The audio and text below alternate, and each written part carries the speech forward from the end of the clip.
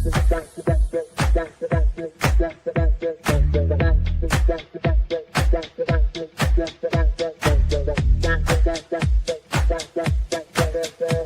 Connections Radio presents. This episode of We Have the Power is brought to you by Classy Communications PR and Advertising. Classy Communications provides public relations and marketing solutions for businesses, professionals, and non-profit organizations. They can deliver the true meaning of your business with press releases, social media marketing, web development, email marketing, book publishing, and much more. Wherever your potential clients are, they can help you connect with them. Visit classycommunications.net to learn more about their suite of services that can help your business stand out from the rest. Classy Communications is your solution for business success.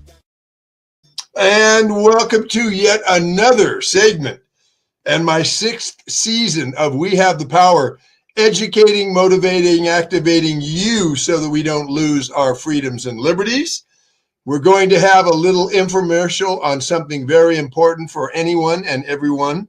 And then I have a special guest coming up who is doing some wonderful work in helping to educate young people and to get them interested in reading. We'll be right back with my special guest after this important message. We'll be right back.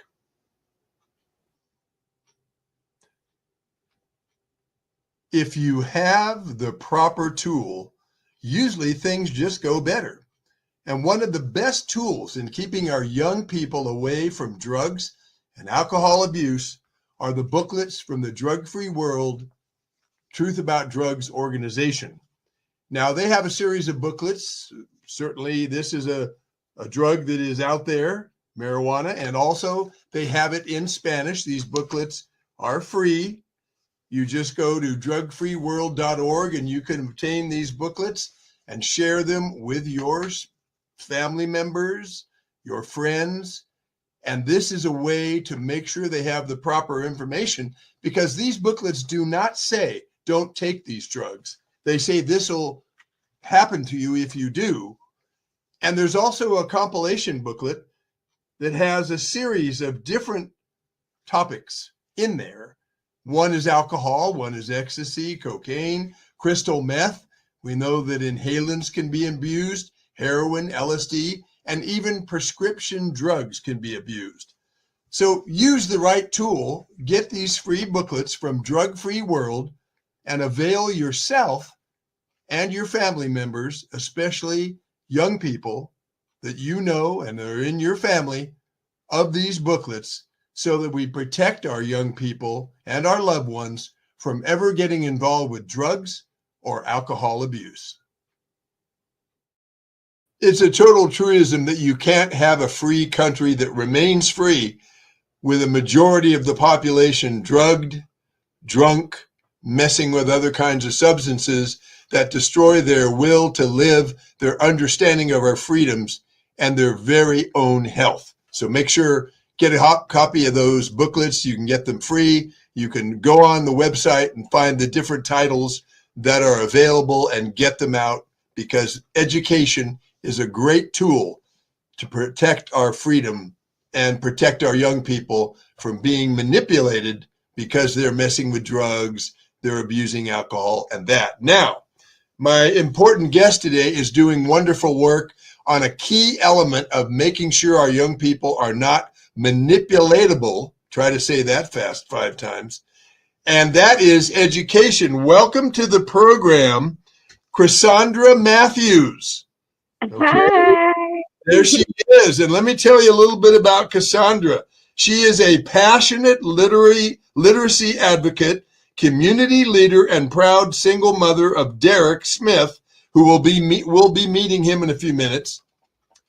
The inspiring young founder of Boys Do Read. That's why we want to bring him into the show in a few minutes. Yeah. And he began reading at the tender age of 2 as the founder and CEO of Literacy in the Hood, helping out our disenfranchised. Cassandra has dedicated her life to spreading the power of reading and education to families and communities that are often forgotten. Welcome to We Have the Power, Cassandra. Hi, how are you? How's everyone? I'm smiling from ear to ear because you're on the program. I'm excited. I was having some technical issues, so I'm excited to be here and just share a little bit of my story and what it is that I'm trying to bring right here to Clark County, Las Vegas. Yeah, well, nothing could stop you and I from getting this information out. Come No, on. I was gonna figure it out one way or another, Brian. So Yeah. here's I'm just getting a little more light on the set. So here's the situation. I want to, because people, a lot of them, there's some people who are watching may know you, but give us a little information, not so much on where you were born and that sort of thing. You could cover that a little bit, but I want to hear how you came and where you started from and came to this passion about making sure that you defeat one of the real problems to people having a good and healthy and wonderful life, and that is the ability to read. How did you get to this point, and have you done this in other cities before? All right, so in Cleveland, if you Google literacy in the hood, it'll show you a lot of what we did and a lot of my advocating Okay. that I did. But really, the fire under my feet is that Derek started reading at 2. So as a Yeah. proud mom, got Derek reading at 2. But when Derek got to kindergarten, I can remember like yesterday picking him up from school and that sad look on his face.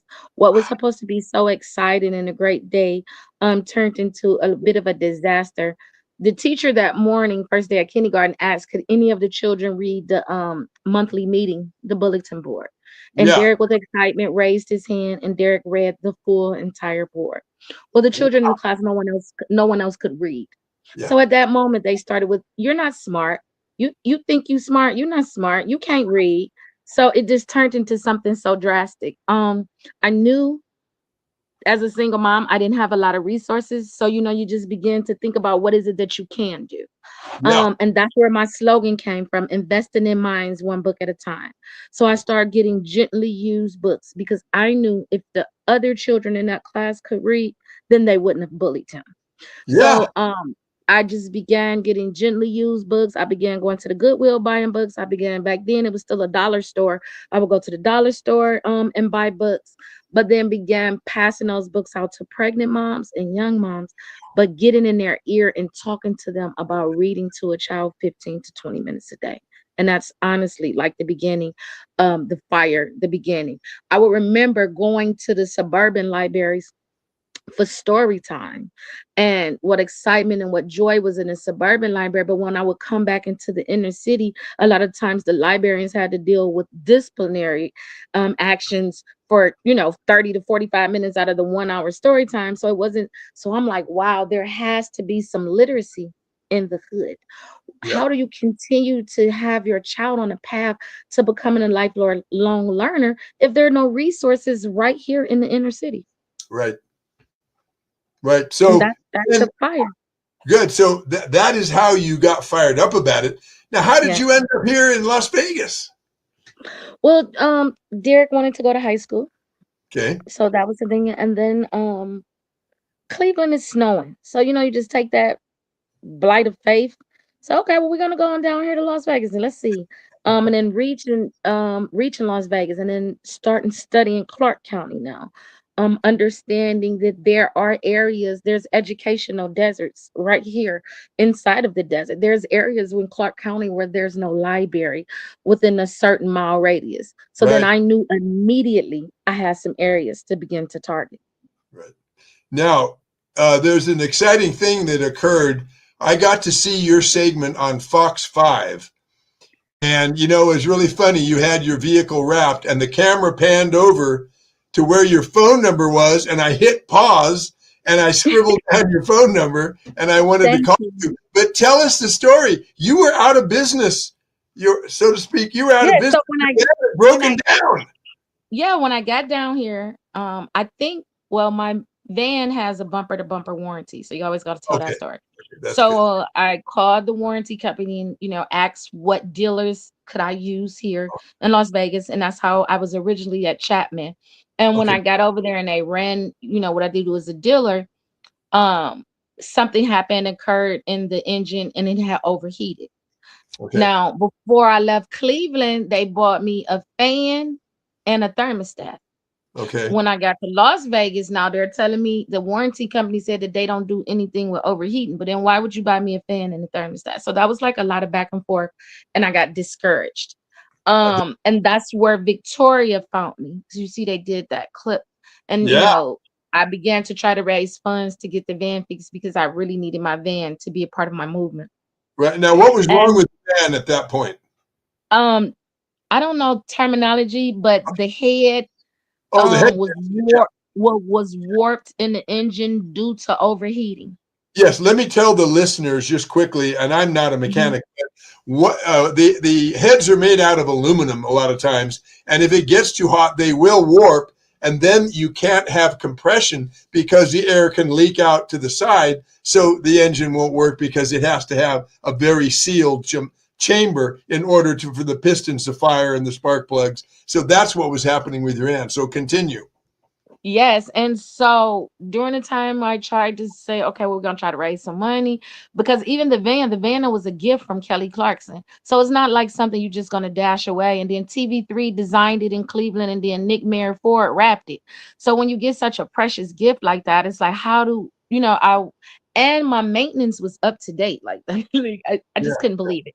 yeah. So And long story short, after I started can I interrupt? I'm I'm sorry. sorry. Kelly Clarkson donated that band to you? Yeah, you can go on YouTube. It's on YouTube. Kelly Give her Clarkson. a hand for that. Come Yeah. on. That's great. Okay. Yeah, Now, I did yeah. her show twice. During the pandemic, we did a virtual, and when Uh-huh. the requirements went down, she flew me in to reveal that she bought the van. Wow. Okay. Continue now. I just wanted to get that in. Okay. Okay. And so when I started the fundraiser here to get the van from Chapman Ford, Uh-huh. um, that's when the surprise squad from News 5 with Mr. Foreman from United all came together. And I didn't even know any of those United things were going Nissan. on. Yes, for United Nissan. Yes, I Wow. had no idea. Mr. Foreman went over to Chapman. He talked to the owners of Chapman. He told them what they were going to do. He put all that together. So when you see me there with him, it was all a surprise. And let me tell you something. First, I thought he was going to say he's going to buy me a car. But I Sorry. was so, no, I Sorry. was so, but I was so happy that he was getting my bookmobile fixed because it's a precious part of my movement. Like it Yeah. really, really, really is. Yeah. And all of the surprises that you see me being surprised with by Mr. Foreman were all authentic surprises. I knew absolutely nothing about it. All right. Now, Victoria, go mhm. ahead. Go ahead. No, No. Victoria called me to the TV station like she was doing an update on literacy in the hood. So I'm so excited. Like, sure, I'll come give you an update, Yeah. and not knowing that I would get all those surprises. Yeah. And that was a nice long segment, too. It was See, not like that's 3 minutes. God. Let me tell you. That's God. Because coming to a new city, bringing Yeah. my big organization, but bringing my organization here, taking that leap of faith. And then when you see that news segment, I didn't do a media kit.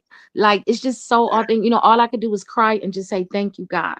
Because people pay a lot of money to get that type of exposure for that long on the news. Time. Yeah. So now that we've got people, we know where you came from. We know what you're doing pretty much. But tell us more in depth now. What is a typical day or a typical week like for you with your campaign to get reading going on out there? Tell me what you do. Okay, so things have changed. In Cleveland, I was boots on the ground because I had my territory. I knew what areas I need to hit. I had my collaborations.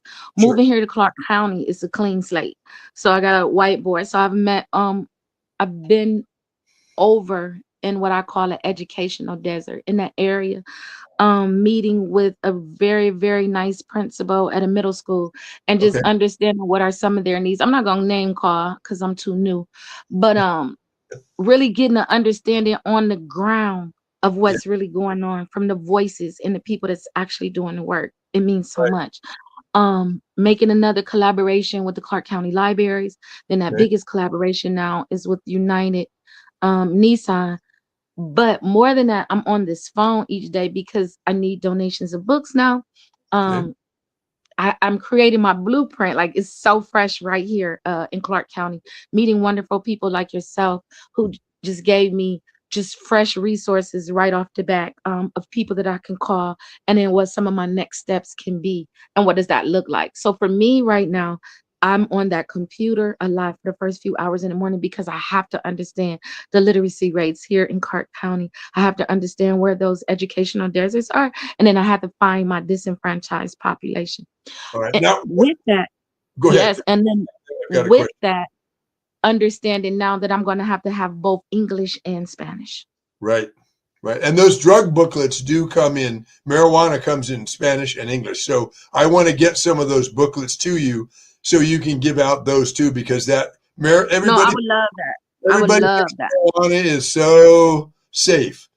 There's so Yes. many things I could go into about marijuana that it shows how, let alone smoke. We're going to see in 20 years people having emphysema from smoking pot.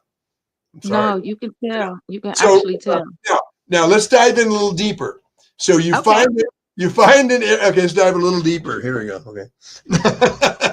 So you find an area where you have bad reading, bad literacy, illiteracy. Okay, so think about it like What do you this. do? A What do you do? area with no library within a 2 to 3 mile radius, within a And you 5 know mile the radius. kids are not reading. What do? You drive your van there. Tell us what you do. I'd love to hear. Okay, And so so, like when you see on the news, I literally pull the van up. We'll go to the rec centers. We'll go to the parks. We okay, go where children are. If I get invited to a school, I'll even park out front of the school. But set up a table, put the books on the table. I can tell a child to read every day, but do they have books at home? And do they have books that they would like to read at home? So put the books out on the table. When it's really hot, I try to take freeze pops or um something cold and refreshing and something I generally try to get those freeze pops though in the summer. It gives the children the opportunity to come to the table to pick out any books they would like to read, and then it gives me a few minutes to talk to the parents about why they should be reading. Especially in the summer, if a child doesn't read at least 6 to 10 books over the summer, when school start back, they're not reading on the same grade level. So I have to help parents understand these yeah. things. Watch Six this. to ten. Mhm. They're not reading over the summer. Yeah. Well, No, like their educational level is going to go dormant. they call it the summer slide. You Yeah. can go to the statistics on the summer slide when a Okay. child So, don't read at least what is your to 10. response from the kids? Did they pick up the books? Did they? Oh, I can't wait to read this book, or what's happening? Okay, you get different, it's so funny you ask, but you get different response from different things. Because sometimes they look at the book and then you say, well, pick out the ones that you want to take home. And then you hear them say, oh, I can have these. And they say yes. Sometimes my son and I will put a marker and stickers on there, and then we'll say, you can put your name in the book, like these books belong to you. Oh, that's It nice. means a lot Yeah, to a but they child whose own it. parent. No, if you have to think about it.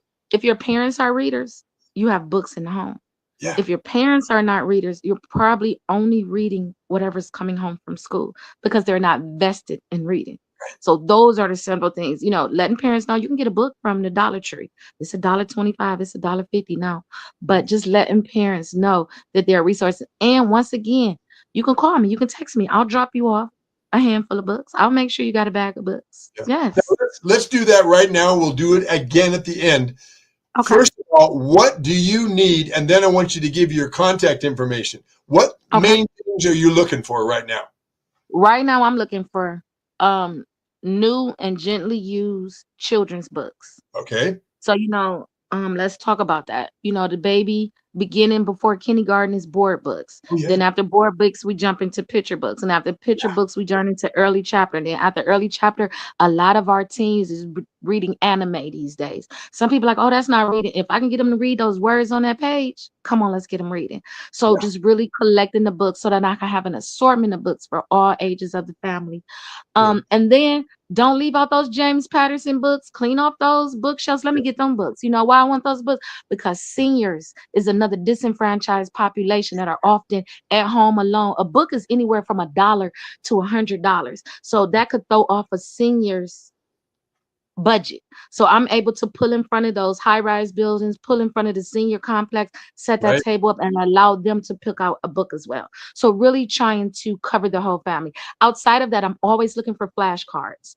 Okay. ABC flashcards, numbers, Nice. any type of flashcard. And then um the books, the handwriting books. So any of those learning resources, any of that. Like, because I'm actually teaching my son in cursive writing right now. Oh, Because what I realized, yes, he got to fantastic. be able to sign his name, and it's not in school. It's not in school at all. I'm sorry that that's ringing. Excuse me. It's okay. It's Yeah. So life. We call it that life. that is really good. You're teaching him, the cursive writing, and that is very important that people still have to have the ability to write notes to maybe to a superior if he's out of the office. Joe came in, needs to see you. You still have to be able to write legibly. Now, And guess what else?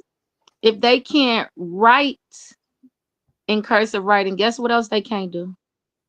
A lot of them can't read it oh yeah, yeah, that's right. because it's not introduced in the books in school. It's not introduced until you begin to learn it. Right. Now, very important that we talk about how people can reach you. What is the best way you want them to reach you? literacyinthehood@gmail.com. And then you can also share the literacy in the hood, all spelled out. Literacy in the hood, LiteracyInTheHehood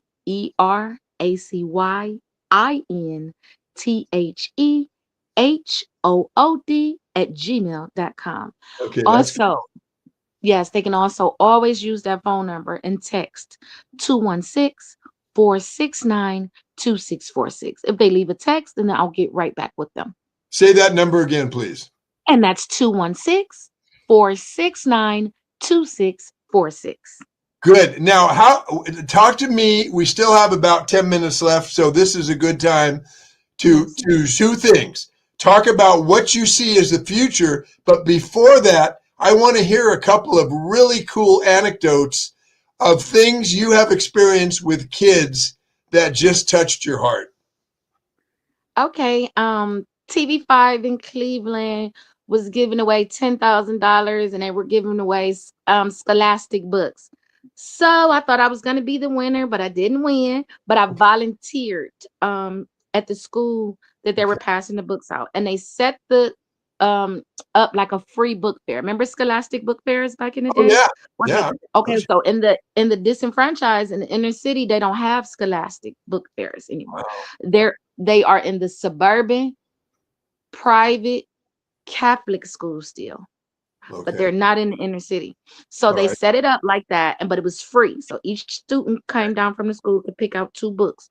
And when I was at the table passing out the stickers, and when a young lady got to me, like I said, they always really believe that this is a borrowed item, like a library. And when I got there, yes. So when you see them light up, these are mines, that changes everything. When I first started, I would spread a blanket at the park. This is before the van. This is before anything. I had this purple blanket and it had pearls on it. So as you know, purple is a symbol of royalty. And I would spread the purple blanket at the park and put books on it. And if you go on my Literacy in the Hood, you'll find those pictures and put the book. So the children will run to the blanket. Wow.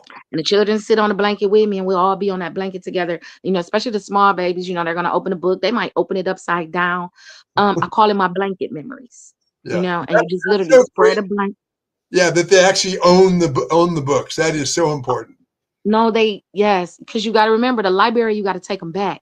So that's what they're used to, something to borrow, something to give back. So when you tell them this is yours, when the children used to run to the blanket, pick up as many books as you want to take home.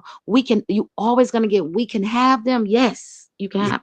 And when I got that van and I started driving that van around Cleveland, the children would literally ask me, what is this? Because they don't know if you're the ice cream truck. They don't know if you're a daycare center. Yeah. And then I open it up and it's full of books. You have to see the excitement on their face to know. Yeah, and that's so good because I do believe that there's a small group of individuals that would like to keep the African American population in a particular part of the city with the crappiest schools, no libraries, drugs being pumped into that community because these people are racist and they don't want these people ever moving out of that part of the city. And you're breaking the grip that these small-minded racist individuals who work in the shadows behind the scenes have been trying to do for years. I love that you're trying to break that. Before we get any further and I have you announce your contact information again. Let's bring your son in here. Okay, hold on one second. Let me get the inspiration.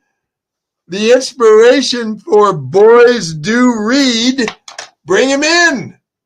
Okay, let me grab him. He didn't hear my call. Just stay right there. Yeah. So, ladies, she's gonna bring, ladies and gentlemen, she's gonna bring in her son, Derek Smith, who was the inspiration for Boys Do Read. And let me tell you that Derek was criticized. Here he is. You were criticized in school because you could read, right, Derek? Yes, sir. Yes. They made fun of you. Yes. Shame on them. But I'm glad you remain tough. Yes, always. You're a tough individual. So are you still working with your mom and doing things on literacy? Always. So now we got our sponsorship with the news. We've been on the news twice now. Wow. And we just want to continue building up, finding spaces where we know testing scores are low, going out there, helping the younger kids like me, the ones that look like us, and helping everyone have books in their home, and not only books that they just have, but books that they want to read. So just helping create a safe environment for reading. Yeah, I got to tell you something. Nobody's going to be making fun of you as you progress down this road of doing great things. Nobody is going to be making fun of you because they'll have to put up with me if they do. Okay. Thank you for being on the show. So, yeah, I want to get into more speaking engagements out here. My mom, she spoke at a middle school. Oh, good. I'm proud of her. And now I want to speak and share my story. Because in Ohio, I spoke at a younger school, at an elementary school. Yeah, good. So I felt great. I felt proud of myself hearing the boys share their stories of how they got bullied. Yeah, that's cool. That is really good. Keep it up. Good work. And we'll get some. Yeah, you're welcome. We'll get some of those drug booklets too that you can pass out. Also, the two of you, you've got to look into Toastmasters. It is a great, affordable way to improve your speaking skills. I'll tell you, it is the best. I'm a graduate of Toastmasters, and so it's something that's really good. Keep an eye on that. And I bet Toastmasters in Clark County. There's like 25 groups in Las Vegas. Okay, so we'll find us a Toastmasters. That'll be great. That'll be great for him as well. Here's what's really fun. You can drop in on various clubs until you find one that feels really good to you. Then you can do that one, and it's so affordable and it's so fun. And I'm not sure I like that. I like that a lot because I'm not sure what age Derek has to be. You can find that out. Yeah, we're gonna do it. One of my bucket lists is for 26 is for me, he and I to do a TED talk together. Oh, good. So now let's give your contact information again slowly and twice so people can get in touch with you, donate books to you. Go ahead. Say it twice. Say it slowly. All right. We're at literacyinthehood.com. All right. Our email address is literacyinthehood@gmail.com, and that's LiteracyIntheHood@gmail.com. Again, it's literacyinthehood, all one word, @gmail. Someone tried to hack my public domain, so that's why I had to create. Yeah, I had to create a quick Gmail and detach from the .com. So I just gave it a little time. So that's why Literacy in the Hood is literacyinthehood@gmail right now, because someone tried to hack that email account. And that person phone number. No. That before you give the phone number, this is the way I think. The person who tried to hack you should have to pass out 100,000 books, or he goes to jail. Amen. Amen. I'm right here with you. I'm right here with you. Go ahead. Give me the phone number. Okay, it's 216-469-2646. Again, that's 216-469-2646. And they can leave a text message, and I'll respond to their text message right back with them. So if that's a donation for books, if they want to meet to drop off books, or any of that, until we get that brick and mortar building, they can shoot me that text, and then we'll figure that out together. That sounds good. And I want to say how pleased I am to have on the show. And we're going to have you back in 6 months and see what's happening. And thank you for Derek for being on the show today. Keep up the good work. You're an you. I will. awesome kid who's going to make sure that people are educated and are not fooled by evil people. Okay. Thank you. You guys have a great one. Thank you for being on the show. And ladies and gentlemen, you can watch this program again anytime on the prconnectionsradio.com network. We will be here again Thursday at 5 p.m. live with another exciting show designed to make sure we don't lose our freedoms and our people in such good shape they can't be fooled by people with interests that have nothing to do with our interests. Thank you for watching. Take care. Bye-bye. PR Connections Radio thanks you for watching this podcast. Check out more episodes of this show and our others at prconnectionsradio.com.